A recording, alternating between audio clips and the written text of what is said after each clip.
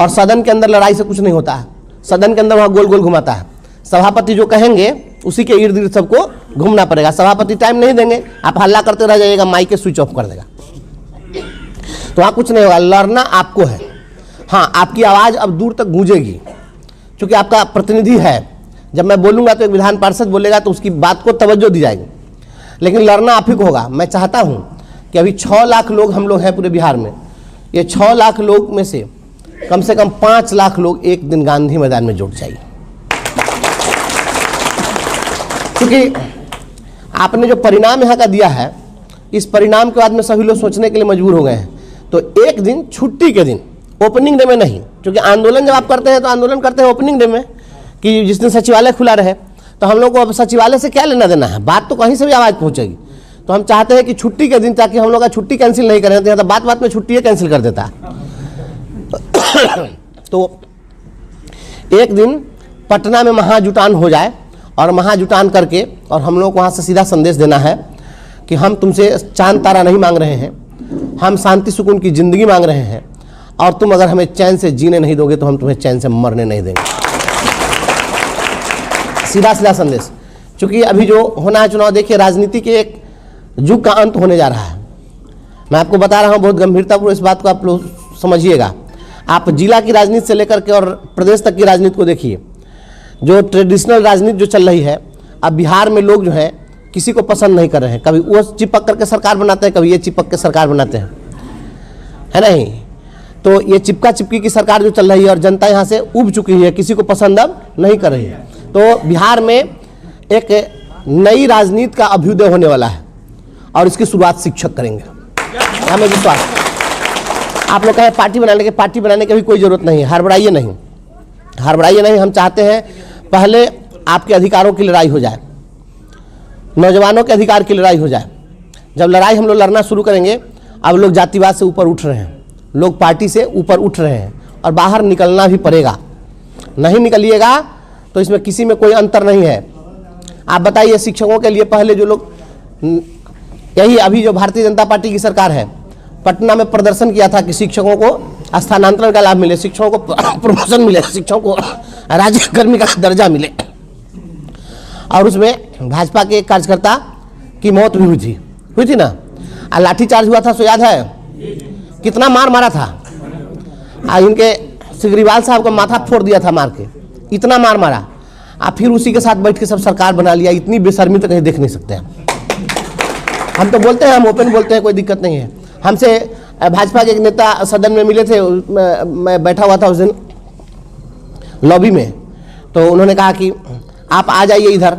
हम तो चाह ही रहे थे कि आप ही के साथ चले आवें, लेकिन हम सोच रहे हैं कि शिक्षक समाज जब हमसे पूछेगा कि यही ना भाजपा वाला सबको डेंगा के मारा था, यही जो है फिर सरकार में बैठा हुआ है, मार खा के सरकार बनाता है। पहले जो है इतना पानी पी के गाली दे रहा था मुख्यमंत्री को, अब जो है एकदम शरबत पी के बड़ाई कर रहा है। तो हम शिक्षकों को क्या कहेंगे?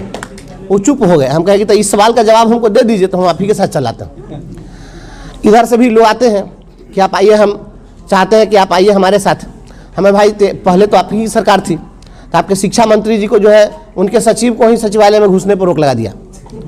अब शिक्षा मंत्री जी के सेक्रेटरी को घुसने पर रोक लगा दिया तो आप बोल ही नहीं सके। आपके शिक्षा मंत्री का तो कलहर नहीं अलगता है, तो इस शिक्षक को आप क्या न्याय दे दीजिएगा?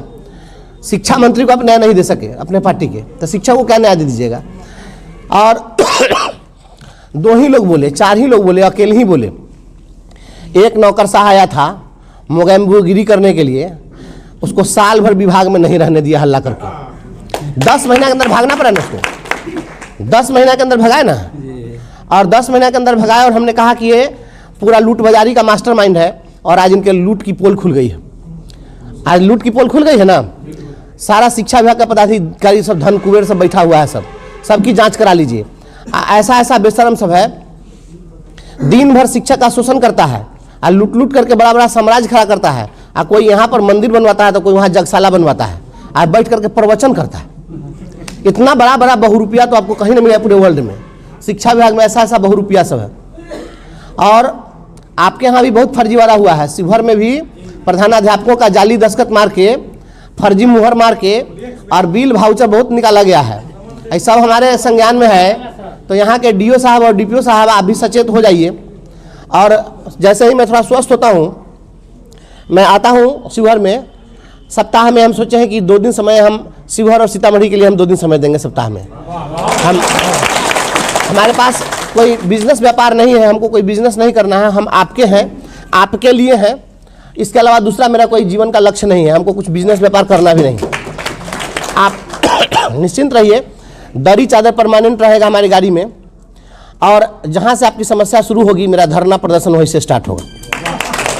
इसमें तनिक भी मत सोचिएगा कि विधान पार्षद हो गए, कोई नेता हो गए हैं। हमको कोई फोन करके कहता है एमएलसी साहब, तो हमको असहज लगता है। आप लोग से भी अनुरोध है कि आप लोग एमएलसी कह के संबोधित नहीं कीजिएगा।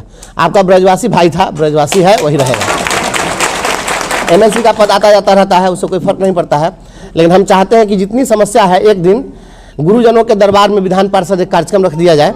मैं आता हूँ यहाँ पर, और शिक्षकों की जितनी समस्या है सारी समस्याओं को लाइए, और शिक्षा विभाग के सारे पदाधिकारियों को हैंडओवर करेंगे। कहेंगे कि 15 दिन के अंदर सॉर्ट आउट करके और एक एक शिक्षक को बता दो कि इन समस्याओं का समाधान हो गया। किसी का वेतन है, एरियर है, किसी का कोई मैटरनिटी लीव है, किसी प्रकार का कोई फाइल है, और अगर उसको अनावश्यक डिले करके रखा है, उस किरानी को बैठ के नाप करके तब जाएंगे यहाँ से। तो यहाँ पर हम बैठ जाएंगे, और जब तक हम बुलाएंगे, आरडीडी को बुलाएंगे कि यहाँ पर आइए, मैं बैठा अनशन पर, मैं बैठूंगा धरना पर। हमारे शिक्षक नहीं बैठेंगे, शिक्षक स्कूल करेंगे और मैं बैठूंगा यहाँ पर, चिंता नहीं करिए। लेकिन अगर किसी शिक्षक का काम अगर लंबित कोई रखेगा तो हमसे बुरा उसके लिए कोई नहीं होगा। अभी तक हमारे रौद्र रूप को नहीं देखा है।